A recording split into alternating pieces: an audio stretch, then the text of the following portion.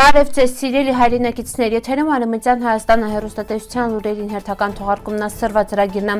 Լրացվալա ցեղասպանության մասին խոսող համալսարանը թուրքական ռեժիմի կողմից ճանապարհորդություն բիդա սկյուտարապատմությունն ամշակույթը Իսահակյանի պոեզիան Սվիրիդովի երաժշտական կտավումը երկիր հայրական վոկալ պոեմի պրեմիերան Վարպետի տանը Կորուսյալ Կարինը 1916-ի բացառիկ կադրերը Գայլատու լիճը հալամսառույցի տակիա մծ արատը նորից սպիտակալա Կեր խաչ ու արևախաչ գաղտնի խորհրդանիշների իրական պատմությունը, վիշիվանկան ու հայկական տարազը զարմանալի մշակութային կապեր։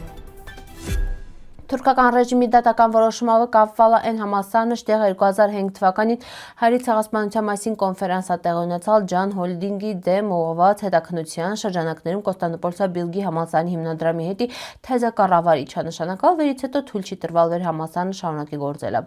Սոր հրապարակված որոշման համաձայն հայտնի համալսարանը փաստացիորեն կապվալա Բիլգի համալսարանը հիմնված էր 1996 թվականին ներկա Պահին ունե 20,000-ից ավելի ուսանող ու 70,000-ը ավել շրջանավարտ։ Համալսարանում գործելիս էլ 8 ֆակուլտետն ու 3 հետազոտական ինստիտուտն է։ Հիշեցնենք վեր Բիլգի համալսարանում 2005 թվականին տեղի ունեցալ Օսմանյան հայերը խորագրավ գիտաժողով վերը նվիրված էր հայերի ցեղասպանությանը, այսինքն Բիլգին առաջին համալսարն էր Թուրքիայում, շտեղ կայացած էր հայերի ցեղասպանության մասին իրական ճշմարտություն ներկայացնող կոնֆերանս։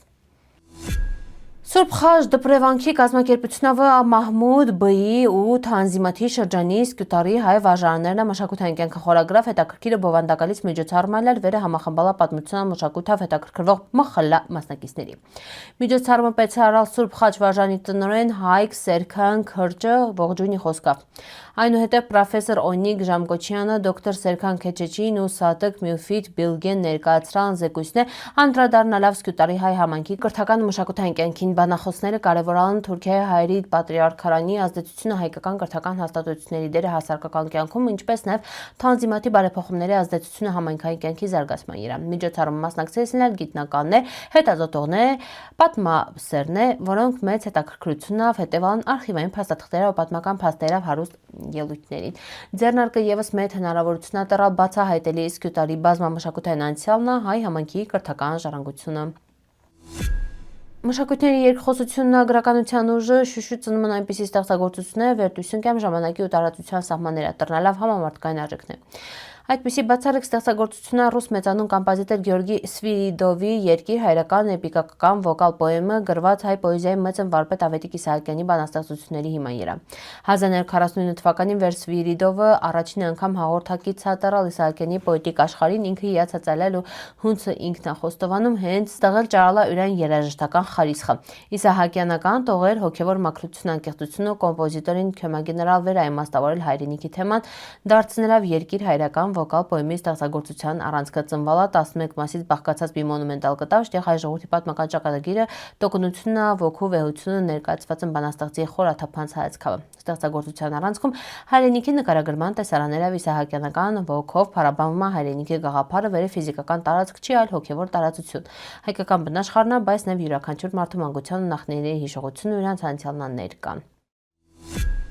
Այս պատմական լուսանկարում պատկերված է հայկական Կարին քաղաքը 1916 թվականին առաջին համաշխարհային պատերազմի տարիներին վեր գտնվելիս էլ ռուսական զորքերի վերահսկողության տակին։ Կարինը Արևմտյան Հայաստանը պաշտոնական մայրաքաղաք Կարինը վերը հայտնի է վերզրումանով դարեր շարունակել Արևմտյան Հայաստանը կարևոր մշակութային առևտրական ու կրթական կենտրոնները մինը քաղաքը կարևոր դեր ունեցավ հայկական պատմության ու ազգային կյանքի մեջ ունենալ ՄԽԼ եկեղեցիներ, շկոլներ, մշակութային հաստատություններ։ 1916 թվականի իրադարձությունները տեղի ունենում հայերի ցեղասպանության ու տարածաշրջանային ռազմական բախումների ծանր պայմաններում։ Պատմական լուսանկարները սոր արժեքավոր վկայություններ են ժամանակաշրջանի կյանքի ճարտարապետության ու հասարակական միջավայրի մասին։ Արևմտյան Հայաստանում հայկական պար լեռնաշղթայի միջլեռնային տաշտակաձև գոգավորությունը 2247 մետր պետրությունի երան Արարատ աշրջանում գտնվող բարձրադիր Գայլատու, Գայլատո ծովիկ, Գայլատվա լիճ, Ձկնաբեր ծովակ, այժմ Բալղգյոլ, Ձկների լիճ, Բալըք լիճը այս տարի նույնիսկ մայիս ամսի շարունակում պատված պատված մնալը սառույցավ ստեղծելով անտարկտիկական բնապատկեր հիշեցնող տեսարան է։ Բնության այս հրաշքը համարվում է տարածաշրջանի ամենաբարձրադիր լճերամինը ու հատկապես հայտնի է գեղատեսիլ տեսարաններով։ օնե տեկտոնա հրաբխային ծագում։ Սովորաբար լճիսարուցը սկսում է հելվիլը ապրիլի սկզբին, բայց այս տարի ցորտ եղանակին դարդան հալան պահպանվալա։ Ձյունածածկ լեռները, սառցապատ ջրային մակերեսու ափին զիան տակի մնացած նավակները յուրահատուկ ձմեռային պատկեր է ստեղծալ նույնիսկ գարնան վերջին ամսում։ Տեղացիներին ասելավը նախորդ տարիներին լիճը շատ ավելի շուտ է այլել ազատվելի սառույցից, սակայն այս տարվա տեսարանը բացառիկ գեղեցկությունն է ու մեծ հետաքրքրություն առաջացնում այցելուների շրջանում։ Հարավային Հայաստանի տարածքում գտնվող Մասիս լեռը նորից պատվալա հաս ձյան շերտով ուժեղ տեղումների հետևանքով ձյան ծածկույթը ձևավորվալա մինչև մոտ 3000 մետր բարձրության գոտում, ստեղծելով ձմեռային վեհաշուկ պատկեր։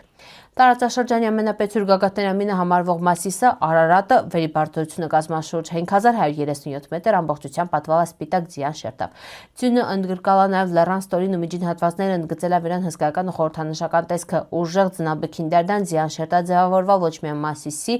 այլև շրջակա բարձրադիր լեռների գագաթներին, ամբողջ տարածաշրջանին տալով ձմեռային բնապատկերի տեսք։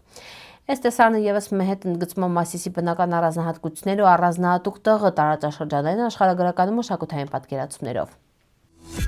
Հայկական մշակույթում կեռխաչը կամ արևախաչը համարվում է հավերժության, վերածննդի ու կյանքի շարունակականության հնագույն խորհրդանիշների մինը։ Դարեր շարունակ ուղեկցալա հայ ժողովրդին արտահայտելով ժայռապատկերներում, ճարտարապետության, գորգագործության, մանրանկարչության ու կիրառական արվեստի տարբեր ձևերում։ Այս խորհրդանիշը դասակարգվում է որպես սվաստիկայի տեսակ։ Սվաստիկա բառը ծագում է սանսկրիտ լեզվից, նշանակում է բարօրություն, հաջողության մաղթանք։ Հայկական մշակույթում հայտնի է կեռխաչ անվանումը, ունեցել է բացառապես դրական ու հոգևոր նշանակություն շատ ավելի վաղ, քան 20-րդ դարում օգտագործվել նացիստական Գերմանիայի կողմից։ Ուկրաինական վիշիվանական Մուշովանի հայկական ավանդական շապիկները ներկայացնում են զարդանախշերի, խորհրդանիշների ու պատմական հիշողության երկու յուրահատուկ մշակութային աշխարհներ։ Մուշովան տարածաշրջանների հայկական տարածքներում կարևոր տեղ են զբաղեցրել ձեռագործ ասեղնագործությունները, երկրաչափական նախշերն, բնության խորհրդանիշները։ Դրանք ոչ միայն հագուստ ունենալ, այլև ազգային ինքնության, ընտանեկան ավանդույթների ու հավատալիքների արտահայտությունը։ Նույն ձև ուկրաինական վիշիվանական դարեր շարունակ պահպանալա ժողովրդի մշակութային հիշողությունը, ազգային ոգին։ Տարբեր գույներն նախշերը հաճախ ունեցան պաշտպանական, բարեբերության կամ ընտանեկան բարեկեցության խորհրդանշական իմաստը։ Մշակութաբանների կարծիքով հայկական ուկրաինական ավանդական հագուստը ձևավորվել է պատմական դժվարությունների ու ազգային ինքնության պահպանման պայմաններում, տրնելով ժողովուրդների պատմության ու դիմադրության կենդանի արտահայտությունը։ Սիրելի հայրենակիցներ, սորվայ տեսքանք պատրաստալ ապրիկ ուշադրության հետի պնդկացիք։